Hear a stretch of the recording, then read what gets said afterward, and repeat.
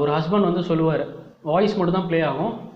என் wifi பார்க்கும்போதெல்லாம் எனக்கு வந்து ஒரு விஷயம் தான் தோணும். அவளுடைய அவள் தலை அந்த ஸ்கல்ல பிக்சர் எடுத்து அதுக்குள்ளே இருக்கிற மூளை, அந்த மூளையில் அவள் என்ன யோசிச்சுட்டு இருக்கா, அவள் என்ன திங்க் பண்ணிட்டு இருக்கா, அவள் என்ன ஃபீல் பண்ணிட்டு இருக்கா, இது எனக்கு தெரிஞ்சுக்கணும், அப்படி தான் எனக்கு தோணும் அப்படின்னு சொல்லுவாங்க. சொன்னதுக்கப்புறம் என்ன ஆகும், படம் வந்து ஜூலை 5 வந்து போகும். ஜூலை 5 நிக்குன்ற ஒரு தூக்கத்துலேருந்து எந்திரிப்பார். அவர் தான் இந்த படத்தோட ஹீரோ. நிக்கு என்ன பண்ணுவான், தூங்கி எந்திரிச்சு வெளியில் வருவான். வெளியில் வந்தால் பார் இருக்கும், அந்த பார்க்குள்ளே போவான். அந்த பார் யார் ரன் பண்ணுறது பார்த்தோன்னா, அவங்க தங்கச்சியும் இவனும் ரன் பண்ணுறாங்க. இவங்களுடைய பார் தான் அது. ஸோ அங்கே போனோன்னா அவங்க தங்கச்சி வந்து இவனை பார்த்து, நிக்க பார்த்து ஒரு கேள்வி கேட்பா, என்ன ஆச்சு, உன் ஒய்ஃப் இன்னும் தூங்கிட்டு இருக்காளா, இன்றைக்கி தான் உங்களுடைய மேரேஜ் ஆனிவர்சரி ஆச்சு.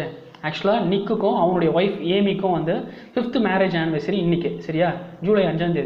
ஸோ அவள் எதனா கிஃப்ட் கொடுத்துருக்காளா அப்படின்னு சொல்லி கேட்பா.